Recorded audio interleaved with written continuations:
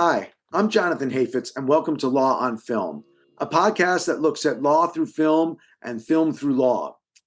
Our film today is Matewan, the 1987 movie written and directed by John Sayles that dramatizes the events of the Battle of Matewan, a coal miners' strike in 1920 in a small town in the hills of West Virginia. In the movie, Joe Kenehan, played by Chris Cooper in his film debut, a union organizer, comes to Matewan to organize the miners against the Stone Mountain Coal Company. Kenehan and his supporters must battle the company's use of scabs and outright violence, resist the complicity of law enforcement and the company's tactics, and overcome the racism and xenophobia that helps divide the labor movement. Sayles' film provides a window into the legal and social issues confronting the labor movement in the early 20th century and into the Great Coalfield War of that period. For our discussion of Matewan, I'm joined by Fred B. Jacob, solicitor of the National Labor Relations Board and labor law professor at George Washington University Law School.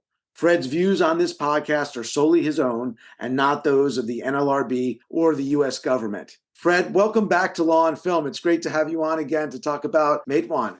Thank you. I'm so thrilled to be here to talk about Matewan and delighted to be back. I feel like, a returning guest to the Tonight Show or something. It's really exciting. If only, but yeah, absolutely. Yeah. I feel like that too. It's like we've got our rapport and we're ready to go. And we've got such a great movie to talk about, Matewan. I think it's one of John Sayles' best movies, and it just feels super fresh and relevant today when you watch it. I mean, it's a historical movie, but the way he draws the characters and the issues, and it just really grabs me. And I think you're right. It's very relevant today, given the hot labor summer of last year, which turned into hot labor fall.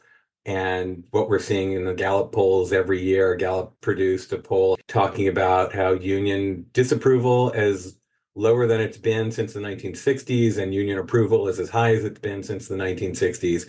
So we're really in a place where people are thinking about labor and people are thinking about what it means to be part of a union. And certainly, I know the National Labor Relations Board is seeing that as well with our case intake. So that's keeping us all very busy, but it makes this movie and others like it really relevant and fresh. Yeah, so let's flash back to the Matewan, which is set in 1920, around 1920. What was it like working in the mines around that time? And there's a folk song that paints a picture of the hard life that it was. Miner's life is like a sailor's board a ship to cross the waves. Every day his life's in danger, still he ventures being brave. Watch the rocks, they're falling daily. Careless miners always fail. Keep your hands upon the dollar and your eye upon the scale. And Miner's Lifeguard says it all right there, right? Every day his life's in danger, still he ventures being brave. Keep your hand upon your wages and your eye upon the scale, right? It's sort of a dual fears every day, having your life at danger and your pay stolen by corporate mine owners. So you asked, what was it like to work in the mines? And I was trying to think about how to answer that question. I will give a lot of credit at the beginning of this podcast to an amazing book by James Green called The Devil is Here in These Hills, which is a fascinating exploration of the battle to organize the mines, particularly in West Virginia. Really incredibly informative. If anyone's interested in this area, they should pick it up and read it. But in answering your question, what was it like to work in the mines? I would say, imagine the worst job you've ever had. I was thinking, what's the worst job I've ever had? It was probably selling soda outside at an amusement park when I was in college, and multiply that by like 1,000 times worse, right? Working in a coal mine in the 1920s was a dangerous, desperate job. From a big picture standpoint, coal was incredibly important to the US economy. It was the single most important source of energy in the country. It fueled electricity, it fueled steel making, it fueled homes, it fueled businesses. And so every lump of coal that could be mined from a coal mine was incredibly important. And as important as it was also incredibly dangerous. So if you were a coal miner, and coal miners often started at their early teens, they were boys who were going into the mines, all the way through elderly men who were probably elderly at the age of 45, given the hard life they had. But you can imagine you're carving a hole into a mountainside to get this coal out. And they used this room and passageway form of extracting the coal, where slowly blow these passageways through, and using either a rail car on a railway tracks that the miners built in their off time, or a mule, they would traverse these passageways, and then they would blow rooms using dynamite. So you'd have a room that would be blown, in a tiny little room, like the most claustrophobic room you could possibly imagine. And in partnership, the miners would crawl into this room and then slowly put a iron needle into the wall, put some explosive into that iron needle, use a fuse, run out of the room shouting fire in the hole, light the fuse, and if they were lucky, the explosion would loosen a ton of coal, a literal ton of coal, that they could then, in this tiny, tiny space, chop up with their pick and their axe, and then unload out of the mountain. If they were unlucky, the entire roof could fall in. Coal dust could be ignited and set the entire room, passageway, mountain on fire, or some other tragic happening could befall them. So it was extremely dangerous work. It was extremely delicate work, because you needed the experience in knowing how to blow these holes. And they would do this 5 or 6 times a day, in and out of the mountains.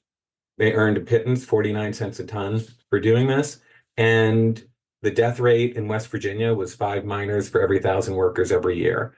Maybe that doesn't seem like a lot, but it was double the death rate of other collieries in Illinois and unionized states, because West Virginia's laws were so lax. So 1920 is not the time you want to be working in a mine in West Virginia. It's always been treacherous work, but it was particularly treacherous then. And then combining that, so as I was saying, and as the song Miner's Lifeguard says, you're afraid for your life every day, and your economic life is under the yoke of the miners, completely in a feudal state. When we talked last time about Norma Rae, we talked about the company towns in North Carolina that were textile mills in the 1970s at the time of Norma Rae. But when we talk about the company towns of West Virginia in the 1920s, we're talking about a time where we didn't have interstate highways. There weren't as much telephone lines didn't reach out to West Virginia, and they were truly isolated. And the towns were completely run and owned by the mine workers, and we are the mine owners. And we see this in Matewan, right? That amazing scene when the new workers, the Black workers, show up at the beginning of the movie, and they're given the lesson at the company store about what their life will be like now that they're mine workers. And they're paid entirely in company scrip, not dollars.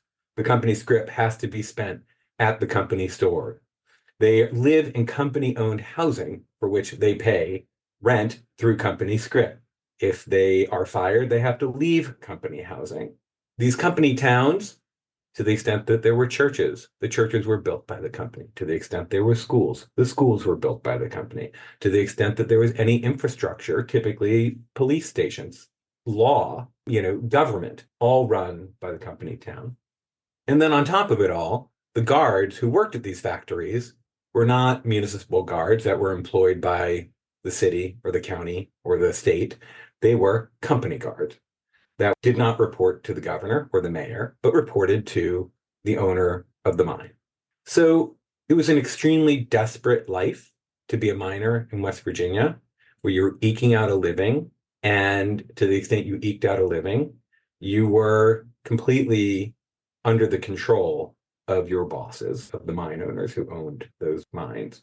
And that's when the UMW tried to start organizing in the 1880s and organized throughout Appalachia and in the West, had success in the northern states, but West Virginia, as of the time of Matewan, was a huge holdout. And the mine owners there were battled it tooth and nail. It's interesting when you say about the power that the mines had, the mine owners had, and how disempowered the workers were. Because I guess, unlike another industry potentially, or if you think about unionizing today, your house, you didn't own your house, or you didn't rent your house. You had no. So if you were, if you lost your job, you were fired, or the company didn't want you there, you not only lost your job, you were effectively rendered homeless, right? You were kicked out of your house. Exactly. And we see that that's the sort of the dramatic through line is that the Baldwin Felts show up and they want to evict the workers who have probably violated their yellow dog contracts and by joining the union. And that's sort of the narrative through line is the attempt for the Baldwin Felts to evict the workers, to successfully evict them eventually, and they end up living in these tent camps. And your entire existence is completely at the whim of the company. And many employees ended up owing more money to the company than they earned. I mean, again, there's that great scene at the beginning where the company goes through this whole laundry list of not just how much they're going to have to pay for rent, but how much they're going to have to pay for their tools, how much they're going to have to pay to wash their tools, how much they're going to have to pay, for their uniforms. And so all the incidents of employment, employees were required to pay for out of their earnings, and not in dollars, but in company scrip. These picks and shovels are to be considered a loan from the Stone Mountain Coal Company. Their cost will be deducted from your first month's pay. Tool sharpening provided by the company is 25 cents a month. Use of the wash house is 75 cents a month. Medical doctor provided by the company is $2 a month.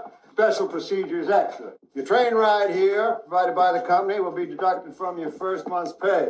Pay will be issued as company scrip. Redeemable for all goods and services at the Stone Mountain Company store. Purchases of any items available at the company store from outside merchants will result in firing without pay. Powder, fuses, lamps, headgear, all appropriate clothing will be available at the company store. And Stone Mountain will generously advance you a month's supply of these items. Payment to be deducted. So, it really was a feudal experience. And that was legal until the mid 20th century. So we talk about the law, and there's a question of whose side is the law on. Baldwin Phelps, that's the private detectives, investigators who work for the mine owners, who are there to kind of suppress the labor organizing, including the use of violence. What they seem to be doing is extra legal, but it's unclear where the law stands and whose side the law is on. So how did law help or hinder labor at the time? And I take it it's mostly a hinder. It is mostly a hinder. And to answer your question, were the Baldwin Felts extra legal? And I think we'll talk about this more. But this was a company town. Who is the government in this town? Is it the company? Or is it the municipal government that Mayor Testerman runs and Sheriff Hatfield run? Or is it the company that essentially owns all of Mingo County? Law as a general matter at this time was, as you said, a hindrance. And it's funny, when we first started talking about this movie, I was thinking, it'll be really interesting as someone who has spent many, many years thinking about the National Labor Relations Act to talk about what it was like to try to organize in a world where there was an absence of law. And then I started thinking about it and watching the movie and thinking about my labor history, what we teach on the very first day of labor law. When we go through, the history of labor law and how we got to where we are. And I realized there wasn't an absence of law. There was a very definite presence of law. It was just a law that showed a dramatic and marked hostility to labor. And so what we saw was almost a century from the time unions first started to appear in the early 19th century through the New Deal era of continued and regular and sustained hostility and oppression towards labor organizing. And it typically ended up in three buckets. And I would say these three buckets effectively work together to deprive unions and workers of any civil ability to vindicate their right to organize. So even to the extent that they had some nominal First Amendment right to organize, they had no ability to vindicate it beyond economic power, and to the extent that fails, violence. So the first big bucket was conspiracy laws, civil and criminal conspiracy laws. From the time unions first showed up in the early 19th century, employers accused them of entering into conspiracies to obstruct their business. These laws had legs. And throughout most of the 19th century, employers were able to obtain injunctions from state courts and federal courts under civil conspiracy laws, asserting that when a union, for example, picketed outside a company, an employer, because they paid non-union wages or hired non-union workers, that was a civil conspiracy to interfere with their business relationships. And there's a famous case out of the Supreme Court of Massachusetts called Vegelon v. Gunter, where the Supreme Court of Massachusetts found that a perfectly legitimate claim to bring. And then soon-to-be Justice Holmes dissented, suggesting that employees had as much right to combine and to use persuasion to convince others to join a union or to convince employers to pay union wages as an employer does to combine for capital. But conspiracy laws were a huge tool that employers used. Secondly, employers, once the Sherman Antitrust Act was passed, the Sherman Antitrust Act was used against unions as a restraint of trade, and federal courts repeatedly granted injunctions and enjoined union activity as restraints of trade. Supreme Court affirmed that in a case called Lawler v. Lowe in 1908. Congress passed the Clayton Act to try to override it legislatively. They specifically said in the Clayton Act that labor is not a commodity or an article of commerce. And the Supreme Court said, we don't care about what you said. It's still a violation to engage in a secondary boycott or to try to encourage people to boycott businesses for labor activity. And it wasn't until the 1930s where Congress was able to pass legislation that was effective to literally strip the federal courts of jurisdiction to hear any case involving labor injunctions in the Norris-LaGuardia Act. But before Congress did that, the last tool in the court's toolbox that they used to strike down labor and hurt labor was Lochner. We're talking a lot about Lochner now. It feels like we're having a little bit of a Lochner redo these days. And the Lochner case was used by the Supreme Court in the 1910s to basically make it unconstitutional for a state to ban yellow dog contracts. Now, yellow dog contracts are contracts in which an employer required an employee to give up their right to join a union as a condition of employment. They were called yellow dog contracts because I think it was in a Miners magazine. They said only signing one of these contracts would bring you to the status of yellow dog. And so they became known as yellow dog contracts. And so Supreme Court said that Lochner gives businesses a constitutional right under the 5th and 14th Amendments to enter into contracts with employees without interference, and attempts to ban yellow dog contracts were unconstitutional by both states and the federal government, which then the federal government had attempted to step in the railroad industry and ban them. But what that did most frighteningly for unions was that it essentially opened up the door to the federal courts as a means for seeking injunctions under the diversity laws. In any time that a union was attempting to engage in some sort of economic action to interfere with their quote unquote yellow dog contracts, the employer could go to federal court and seek an injunction. And the federal courts granted them. And by enjoining, a sort of way I look at it is by enjoining all of these, any sort of peaceful protest. And what we're talking about is protests like picketing outside a business, by just merely encouraging people to join a union once they had signed a yellow dog contract. These are all enjoined. And once you start to enjoin this action, you're leaving labor, as I said earlier, with fewer and fewer tools that are peaceful to try to persuade workers to join. And when you don't have peaceful tools, it takes the only path that it could take. And that's the path of the labor violence, right, that we see in the movie. So you have not an absence of law, an absence of law recognizing the right of labor to organize. And so we see violence at multiple junctions in the film. I mean, we see violence near the opening. We see violence between the union and what they see as scabs being brought in, presumably take their jobs, whether the scabs who are African-American don't know why they're being brought in for that particular purpose. A main area of violence is the Baldwin Felt group just coming in, trying to push the workers off their land and engaging in violence against union leaders. So we see a lot of the violence. So what role did violence play, or how big a role did violence play in subverting the labor movement? Violence was very common in the late 19th century and early 20th century in labor. I almost said it was ubiquitous, and I don't know if it's fair to say it was ubiquitous, but if you read a labor history is replete with instances of pretty significant violence.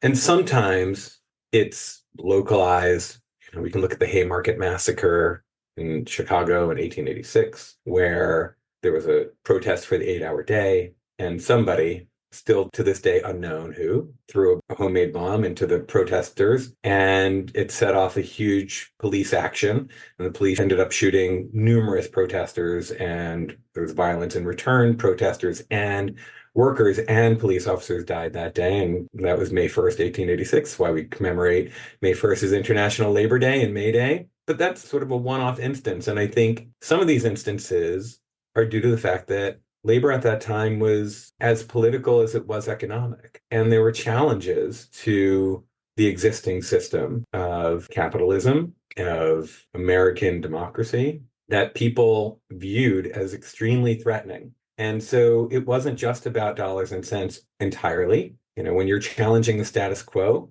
sometimes tempers go up. And I think a lot of the violence was due to the nature of labor organizing, particularly in the 19th century. But, certainly by the time you're in the 20th century, the violence we're seeing, I think, is really directly related to the fact that unions are not able to organize. And one of the huge issues that we see in this movie, West Virginia miners were not the only miners to suffer violence during their organizing. Shortly before Matewan and the events that happened in Matewan in 1914. There was a Ludlow massacre in Colorado where the Baldwin Felts went out at the behest or at the employ of mine owners and ended up machine gunning workers, their wives, and their children who were living in tent camps because they were evicted from their company town.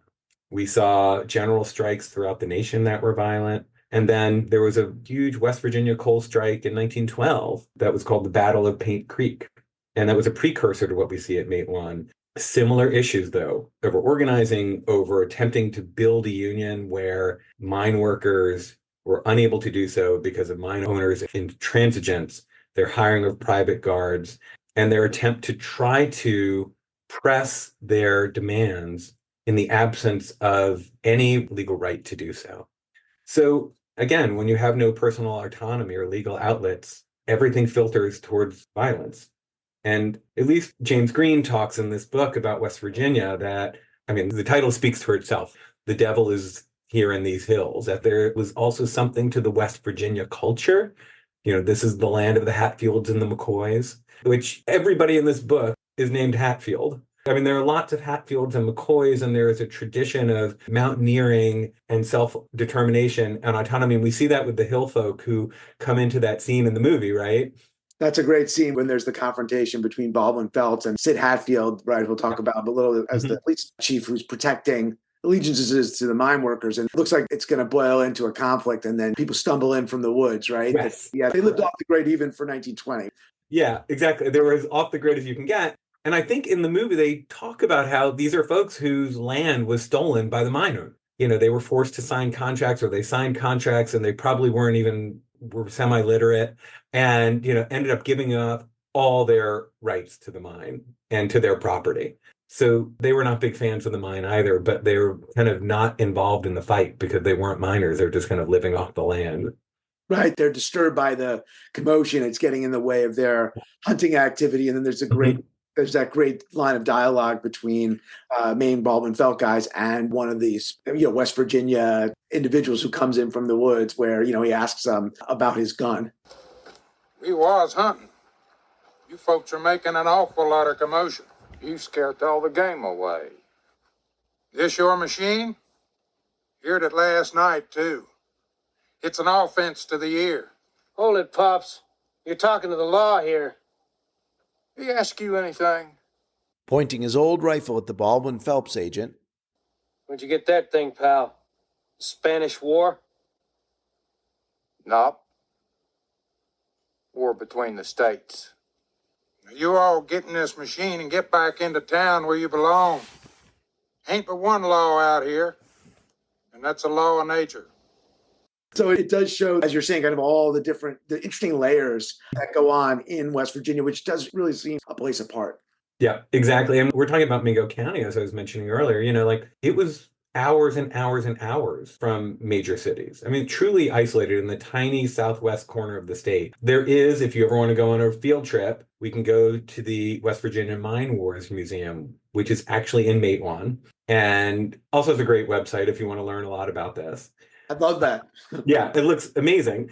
And I thought, I live in Washington, D.C., not too far away, but it's a 7-hour drive from Washington, D.C. now. So, really the southwest corner of the state where people took care of their own business. And that is truly, as you said, layered on top of the legal and the economic and the political that we're talking about.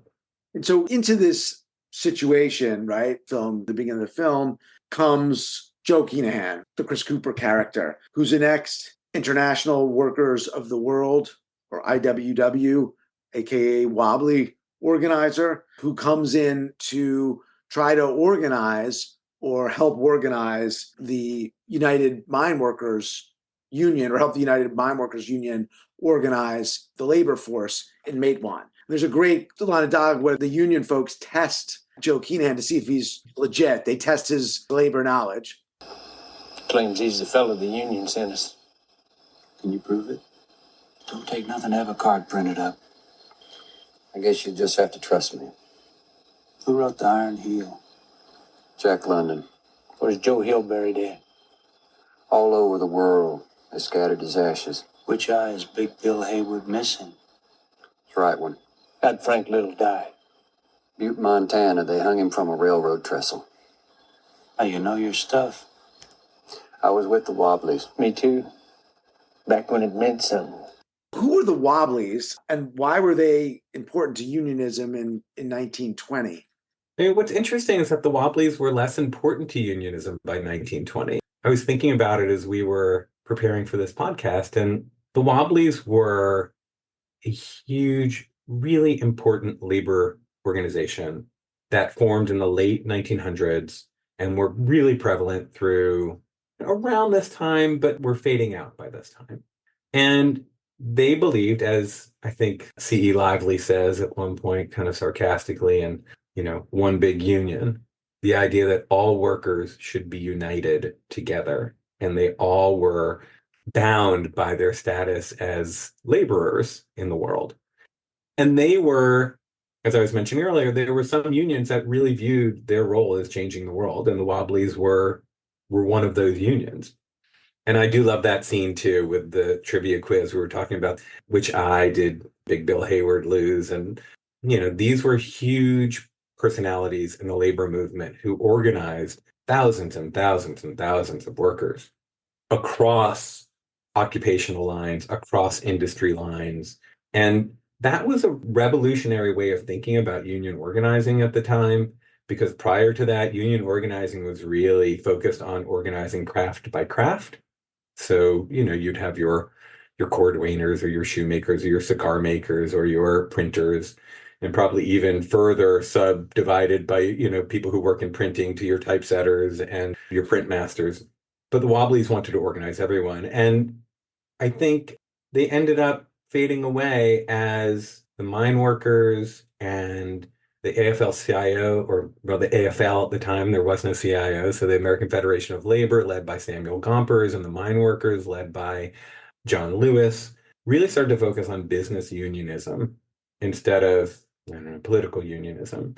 Like focus, sort of accepting the premise that we live in a capitalist society, but recognizing that there is a place for workers to organize, and to organize to get the best deal possible, that they are entitled to the fruits of their labor within the context of the society we have. So I think it's interesting that, by the time Joe Kenehan shows up, he's out of step with the mine workers, who, at the very least, the mine workers in Matewan, who are pretty willing to use violence as a tool for organizing, because he's a pacifist. He went to jail as a conscientious objector. And there's that wonderful scene where he talks about seeing the Mennonites who were conscientious objectors. And he's a bit out of step, I think, probably as a one big union proponent versus what we would now know as business unionism. Again, it's another theme in this movie, right, of pragmatism versus idealism. Like, what are we trying to do here?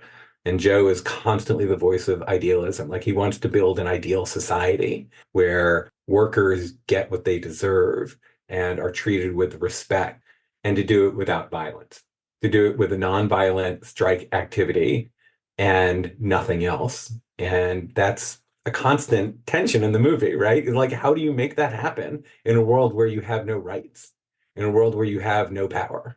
And where the owners are using violence, they're employing Baldwin Felts. So you strike back violence with violence. And we'll talk a little later, I think Barbara Koppel's 1976 documentary, but even then, years later, that theme is still there, right? How do we respond to violence? And the business unionism, I think that's the UMW, right? United Mine Workers, which then becomes the force, will become the force for organizing in the mines, right? Exactly. And I think, Joe is like, he stands alone in this movie. I mean, he's not just an outsider to the community, which he is. He's really on the outside of the entire dialogue of how do you organize or not organize this town.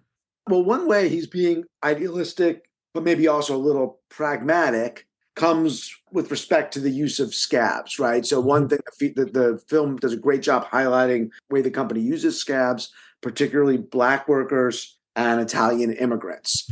We have that scene in the beginning where there's the violence against the Black workers. James Earl Jones, his name is Few Clothes, and where they get to town and they get off the train and there's this huge fight scene. And Joe Kenehan basically tells the union, you got to accept everyone. He gives this moving speech.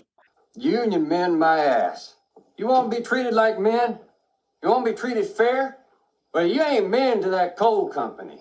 Your equipment, like a shovel, a gondola car, a hunk of wood brace. They use you till you wear out or you break down or you're buried under a slate fall, and then they'll get a new one. And they don't care what color it is or where it comes from. It doesn't matter how much coal you can load or how long your family has lived on this land. If you stand alone, you're just so much shit to those people. You think this man is your enemy? This is a worker. Any union keeps this man out ain't a union. It's a goddamn club.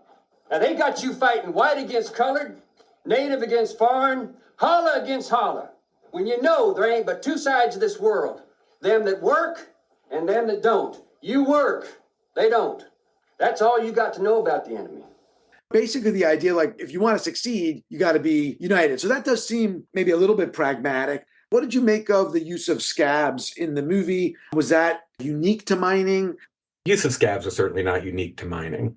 But at least from my reading and digging, there was something unique about mining that made it different when you brought in workers who were Italian born or otherwise foreign born or Black workers to do this really, really hard, dangerous job.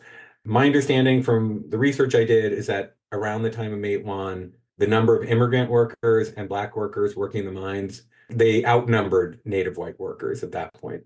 So it was very common. Part of it because it was such a labor-intensive job. You're doing it in these remote geographic areas where there may not be enough people to do this really hard work who are both able and willing to do it. So you had to bring some people in, period. And then on top of it, when you're dealing with labor disputes and employees are on strike and they're withholding their labor, the owners believed it was there to keep the mines going and to fight back against the unions. They had to bring in replacement workers. And that's inherently divisive. That's the whole point, I would say, is to divide the pro-union workers from the purportedly, possibly anti-union workers. I would imagine, and certainly the movie does a great job of sort of setting this up as the story we're expected to see, is that by bringing in Black workers and Italian workers who don't speak English, who are truly foreigners to rural West Virginia, you are creating three groups who will be in opposition to each other. And by creating the groups in opposition to each other, they will fight each other and not the mine owners. That's the whole point. Everything we see, whether it was in Norma Ray, anytime you read about union work, right, the whole idea is that you are stronger together than you are apart. And to the extent that the owners can keep you apart, it really undermines your power as a unit. It undermines your economic power, it undermines your political power, it undermines your societal power. And so the movie is set up to tell that story in some ways. And I will also confess to you, I think that I had not seen Matewan until earlier this year after you and I talked about it and the last time we did a podcast. So it was really new and fresh to me. So when I was just watching it, I was convinced the movie we're going to see is really going to be about how all these workers are in opposition to each other and in tension with each other. So it took a little bit of a lovely path that really, my understanding, is true to form with what happened in the mines in West Virginia and probably elsewhere in the early 20th century. That there was such a constant threat of death and danger and accidents and explosions and all the sorts of physical harm and that we talked about earlier, that the workers were truly bonded together in ways that didn't happen in other industries. There's a historian quoted in the Green Book who said there was like a military type discipline in the mines because any one person could cause an accident that could blow the entire mine up. If you accidentally didn't do a fuse right in your particular little room and it set off the coal dust and the coal dust caused an explosion or a fire, the fire then could spread and hurt everybody. So there was a military-like bond and discipline across workers. And that, I believe, crossed these lines from white workers to Italian-speaking workers to Black workers. And it made it easier for the unions to organize across racial and cultural and ethnic lines in ways that perhaps other unions weren't able to.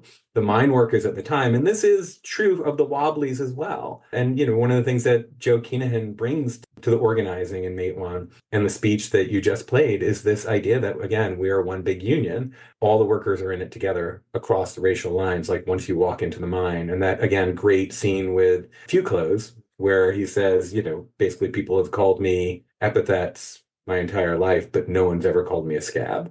And so the mines were amenable to organizing across racial lines. There are a couple like moments, John Sayles, he's such a good filmmaker.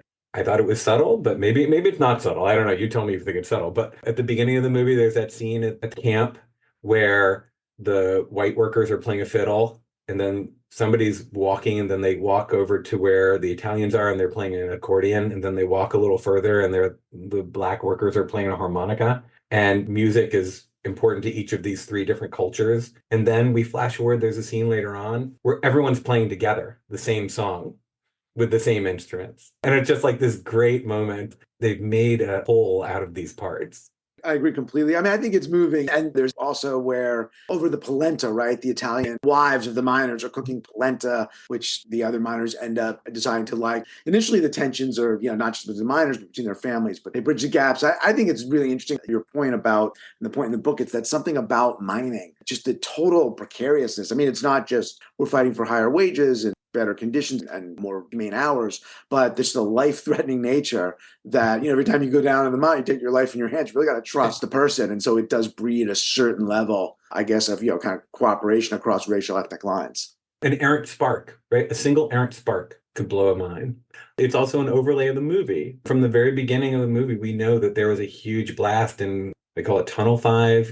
I can't remember exactly how they phrase it, what the technical term is. There was a huge blast that killed numerous people in the town, from Bertie May's husband to Elma Radner's husband, sort of our Mary McDowell character, and it decimated the town. It was still hanging over the town. And so they knew that they were constantly on the edge of danger when anybody went up to the mine every day. I can't imagine working a job like that. It's like we are very lucky. Even in the mines, we now have, for fast forwarding, right?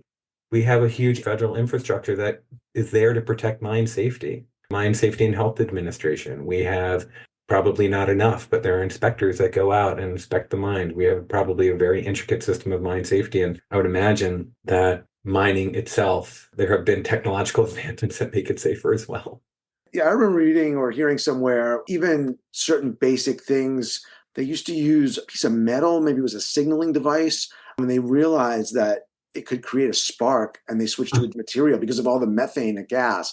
And there's another thing they invented, which was a way to prevent the accidental explosions from the gas. It was something with the way that the light that they used to illuminate the mines, because they're totally pitch black. They created a way to try to minimize the potential for it to have a spark that would make the whole mine go up. And well, we talked a little bit about the law and some of the laws that hindered the miners and labor from organizing. Criminal conspiracy laws, antitrust laws, enforcement of yellow dog contracts. Interestingly, in the film, the only representatives of law are the police chief Sid Hatfield, the David Strathairn character, and the mayor, Cable Testerman, played by Josh Mostel. And these seem to be competing visions of institutional authority and turn out to be the people that stand up for the miners, I think largely because they come from their community. And I know that Sid Hatfield, historically at least, had worked in the mines when he was younger.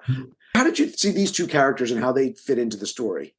I think it's fascinating. I think it's fascinating thinking about what was law in Mingo County in 1921. Who was law?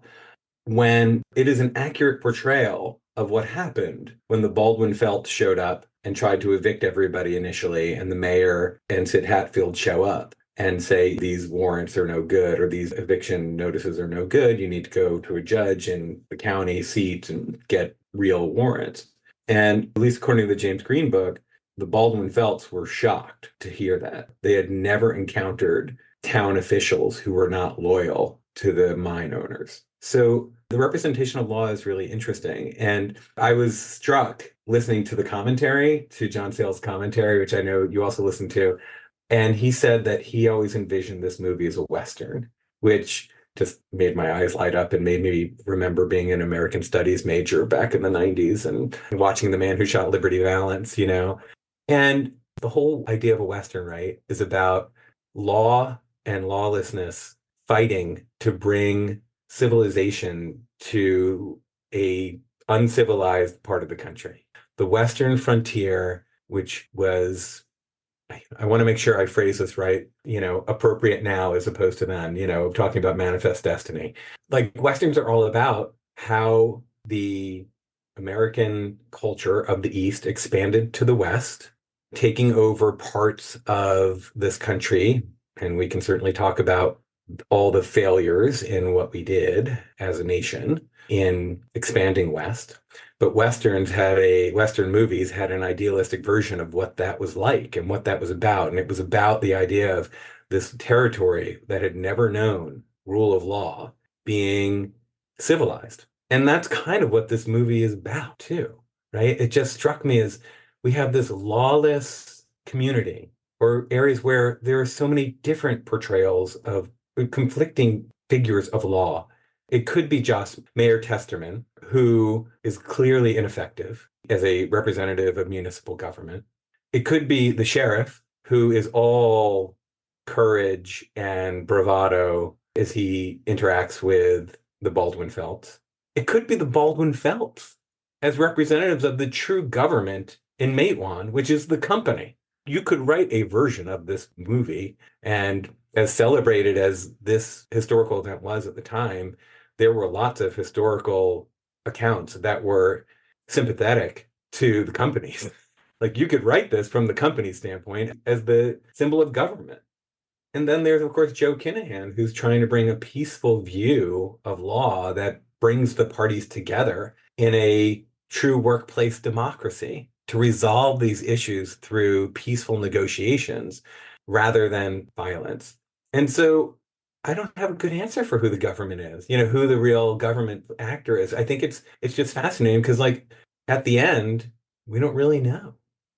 It's so interesting. And by the way, I think Joe Kenehan is also very surprised at the twist in the movie for him is when he expects the police chief to back the owners. Mine owners, he doesn't. You could see Gary Cooper, Jimmy Stewart playing the David Strathairn character, right? He's standing up, against these powerful forces of Baldwin Felts to protect the town. But it's interesting because in the West, the sheriffs that do that are sort of standing up for these kind of law and order principles, protecting the town people in the absence of federal authority. Often in the Westerns, right, federal laws just can't get there in time. It's ineffectual, right?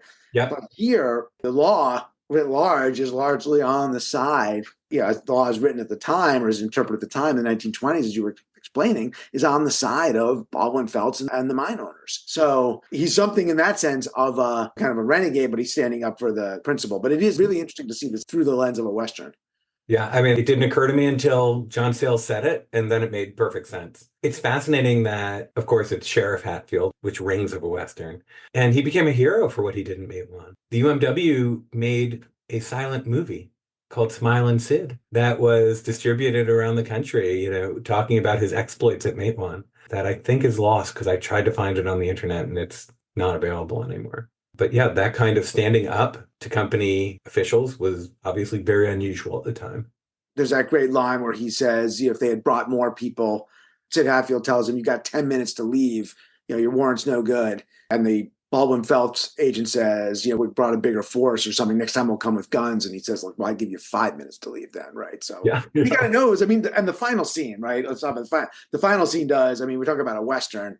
It does feel like it's the final shootout scene, right? We have final confrontation scene. Baldwin Phelps guys come, bigger, more guns. The town's ready. They have people hiding out on the roofs of the second story of Main Street ready to go. And you have the confrontation in Main Street between the mayor, Caleb Testerman. The Josh Mostel character says, no, we're not going to yield. And the shooting starts. As I understand it, historical question about who shot first, but that is quintessential Western scene, I think, in the movie.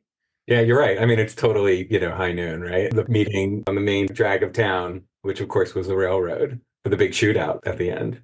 And so Joe Kenehan, spoiler, is killed in the fighting. But Sid Hatfield is heroic in the fight and lives to fight another day. Although, maybe we'll talk about what happens after Matewan, right? After the Battle of Matewan, because as the film notes towards the very end, this is maybe just the opening or one of the opening battles in the larger Great Coalfield War, the continuing labor violence after the Battle of Matewan. And Sid Hatfield, who's prosecuted for the violence at Matewan that he engaged in, he's acquitted. He's forced to stand trial for something else in a different county district.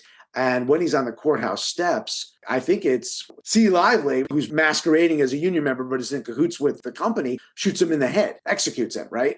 Yes. Matewan was sort of the spark of the second coal mine wars and ultimately led to the Battle of Blair Mountain, which was one of the most, what's the right adjective? I was about to say horrific, shocking, all the adjectives, surprising, horrible events that affected organized labor and probably that ever happened on U.S. territory, involving tens of thousands of miners who basically engaged in a battle on U.S. territory with coal miners, with the Baldwin Felts and representative of mine owners.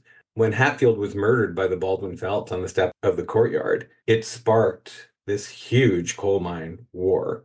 Part of what had happened was on the anniversary of the Matewan massacre, which happened a couple months before Hatfield was murdered. The governor of West Virginia declared martial law because strike activity had been so prevalent and so violent that the governor, who the UMW had thought they might be able to work with, declared martial law and turned over the state to the adjutant general of the West Virginia National Guard, who was given the power to arrest any troublemaker at will and hold them without charges for as long as he would like to do so. So not surprisingly, in the wake of this, dozens and dozens of strikers were put in jail, particularly in Mingo County, without charges, based on allegations that they were involved in some sort of troublemaking, most likely because they were strikers, most likely because some of them were Black, most likely because some of them were not native,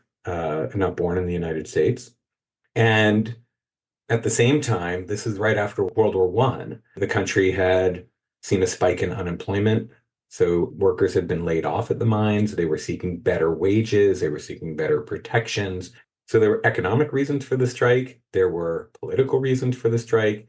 There were reasons for this huge strike that essentially, because there were no legal avenues for employees and workers to exercise their rights, there were no political avenues. They were shut down by the governor of the state who declared martial law. There were fewer economic avenues because it was after World War I and we were in the midst of this depression. And for all the reasons we talked about, perhaps there was sort of a culture of West Virginia where people took matters into their own hands, that miners throughout the state began to march towards Mingo County and towards Matewan with the intent of freeing the workers who had been unjustly held in jail. And over the course of August and September 1921, 15,000 miners, all wearing red bandanas around their neck, which led to the term rednecks, which I don't know if you noticed, got a shout out at the Democratic National Convention. One of the speakers there talked about the March on Blair Mountain and the origin of the term redneck. And this marching force just marched towards Mingo County, and all of them were armed. Many of them were former World War I soldiers who marched in their uniforms, and the governor refused to do anything. And because of this, it escalated and escalated. And by the time they were pitched at Blair Mountain, and if you read the history of this, I don't read a lot of war histories, but that's what it reads like. It reads like we are talking about positions, different divisions, commanders, and it reads like a war because it was.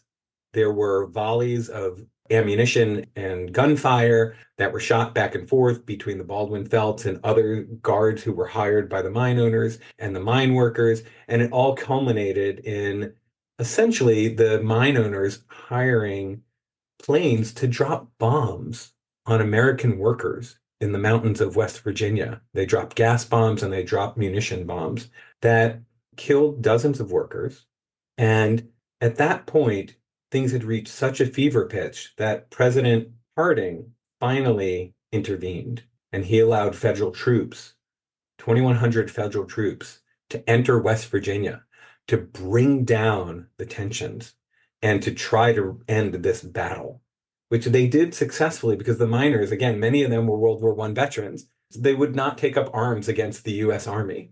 And they viewed it as a victory when the Army finally came in to bring down these tensions and resolve this conflict. As horrible as things often are in modern times and as divisive as our society sometimes feels, we have yet to see 15,000 Americans march on a county government with arms bombed by their citizens. So it was a dark time, a really dark time for our country. I think it's really important how you paint a picture just to give an idea of what the stakes were and what the level of violence was. I mean, I think the largest insurrection after the Civil War, armed insurrection. It's unthinkable. It's unthinkable. And especially, too, in terms of when we think about what happens after, right? So what does happen after the Coalfield War, the Battle of Blair Mountain? We talked about on the prior episode, Norma Ray, right? Talked to 1970s, hard-fought battle to try to organize textile workers in the South. And there was still some of the violence, some of the threats, but does seem very different in terms of the dynamics that were involved and the steps that the company would go. So what kind of happens after Matewan, after the Coalfield War, both in mining and in generally? Eventually, by the New Deal, the National Labor Relations Act is passed. And the point of the National Labor Relations Act is to funnel violence and conflict and even strike activity to a legal process and to reserve strikes for economic warfare, not for what we would call recognitional warfare, which essentially unions had to strike to get recognition in the first place. Stepping back, sort of the 1920s, I think, were a really tough time for the mine workers. Even though the economy was roaring, at least according to what I've read, there was still a lot of intransigence by the mine owners.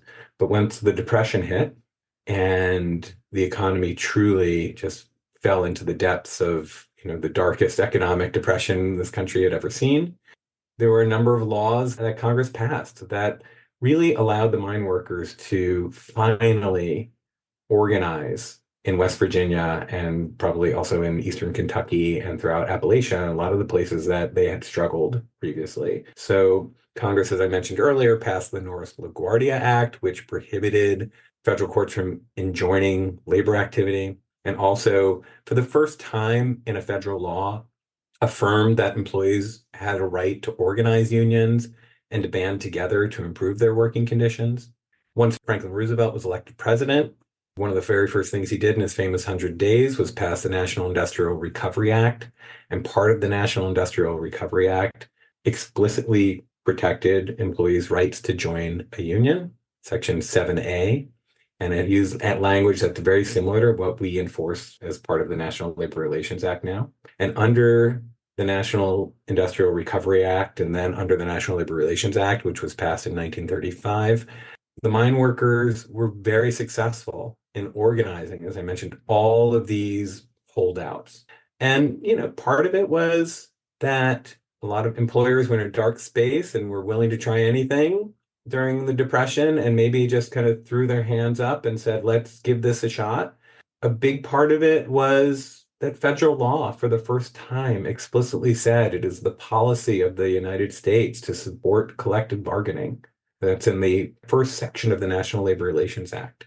And during this time of optimism, as the country was emerging from the Depression, organizing throughout industries, not just coal, but all sorts of industries exploded. And there was work that unions had to do that sometimes got violent. I mean, we can't forget sit-down strikes for the UAW, the auto workers, where they took over a number of factories in Flint, Michigan, and other instances like that where they did use a certain amount of violent force, but it was nothing like what we saw in West Virginia. And the UMW was really able to, I think, corner the market on mines in this country. Their density grew exponentially along with the density in other industries. Yeah, I think that does kind of help fill out too the differences between Norma Ray, another iconic movie about the labor movement, and Matewan. Kind of have the Joe Kenehan character there, the Ron Lehman character. Norma Ray comes in right from the outside trying to organize the textile workers. One thing that jumps out is, when there's violence or when the textile owners do something bad, right? It's not what are we going to do or how are we going to strike? This is great. We can go to court. Yes, right. And we talked about in the Norma Ray podcast how much the law was this off-screen character, that so much of what's going on in Norma Ray is because there was a legal process that supported union organizing. And that legal process is really based in the National Labor Relations Act. And that you had workers I'm assuming I always want to see the NLRB version of Norma Ray, right, of all the NLRB workers litigating cases. But you had folks who were making sure that the company had their feet held to the fire. And the company in Norma Ray, in real life, J.P. Stevens, among the worst of the offenders. And even there, what they did to fight the union was just sort of a all-out refusal to obey any board or court order as long as they could possibly hold out. They were not dropping bombs on the textile workers that were trying to organize. It was funneled through a legal process, and there was legal remedy that eventually came to make the union happen. Well, let's bring one other movie in, the documentary I alluded to before, Barbara Kopple's award-winning 1976 documentary, Harlan County, USA. So roughly contemporaneous with Norma Ray, which depicts a miners' strike in 1970 in eastern Kentucky. And it does raise some similar issues, use of scabs, economic power, and the machinery of law to resist unions. But we also see violence too. So what does Harlan County, USA, which predates Matewan in production but follows it in the events depicted, help fill in John Sayles' story in Matewan? When I watched Matewan, I was struck by sort of the interesting chronological context of it. How, as you said, Harlan County was filmed before Matewan, but takes place after Matewan. And so to the extent of how much does this influence, how much is Matewan in some ways an allegory about Harlan County? I always love to paint an optimistic Pollyanna-ish picture of labor, but I recognize that these battles are hard and these battles are real and there's a lot at stake. And so even in Harlan County, where the union is incumbent and the union is recognized, and what's going on is extremely hard bargaining for a new contract, if I remember correctly, sort of that's the core issue, and employees go on strike. They certainly talk about how dangerous it is and hard it is to work in the mines. And if I remember correctly, there are some older miners who talk about the old days, like referring back to almost the Matewan days. But it's not about people dying in the mines every day. It really goes to these hard economic issues. And again, like unions have a limited toolbox of tools that they use in negotiating. Strikes are the most important tool that they have. And what we see in Harlan County is this really powerful depiction of what happens when a community goes on strike. And so as you see, like one of the things we see over and over again, as you said, Jonathan, is the workers trying to prevent in 1970 the cars from driving in to the mine containing all the scabs. Can they block the road? Can they not block the road? And it's reminiscent of, it's not quite the violence, but, it's reminiscent of how the strikers in West Virginia in the 1920s felt they needed to use every tool at their disposal to stop people from taking over their jobs, right? Because that's their most powerful weapon. It's interesting, like, how does it fill out the story in a post, like looking at it retrospectively, like using Harlan County as a tool to think about, all right, what happens now that Matewan is organized? Theoretically, this is how the NLRA and labor law, American labor law, is supposed to work. We're supposed to have parties recognize each other, employees be able to choose a union. And then sometimes when they're negotiating over a contract, it's really, really hard bargaining. And the law, for good or for bad, still allows employers to bring in replacement workers. And that's been controversial since the Supreme Court upheld that practice shortly after the NLRA was passed in the late 1930s. There have been many legislative attempts to prohibit that practice, but it's still legal. So you're seeing economic warfare at play in Harlan County, and that's, again, how it's supposed to work. And Harlan County is just a gut-wrenching portrayal of how it really both can inspire a community to fight and how it hurts a community. And as you said, the sad part is that ultimately what brought the parties to the table was the murder of a young man with a wife and family. And I don't think that murder was ever solved. We ever knew who really did it. But that's what brought the parties to the table. So, the presence of violence is still, I guess, still there in Harlan County and still heartbreaking to see. Yeah, and it was important, I think, as the union saw it in Harlan County, to get the national spotlight on, to publicizing that and all of that together to help bring them to the table. But, there's some great lines from some of the people who were involved on behalf of the union. First saying, the concessions, that's just for today. It doesn't end. It's an ongoing struggle. Once a concession is won and once a strike is won, that the workers have to move right on to the next struggle. And if they don't, the concession that was won, you're going to lose it. But also what you said, the strike and the power of the strike being the most important thing. And ultimately, it's the law to protect that right. But at the end of the day, it's really about organizing the labor power. There's a great line where they talk about injunctions. What they say is you need the lawyers not to get the injunction so a few people can go demonstrate. You need the lawyers after you go out and you strike and show force and the management responds to help get you out of trouble. I don't think you'll never win a strike by having 6 people on the picket line. There's no way, that you can win a strike with 6 pickets. So you got to violate these injunctions. And the lawyers are made to get you out of trouble after you get in, not to get you out of trouble before you get in.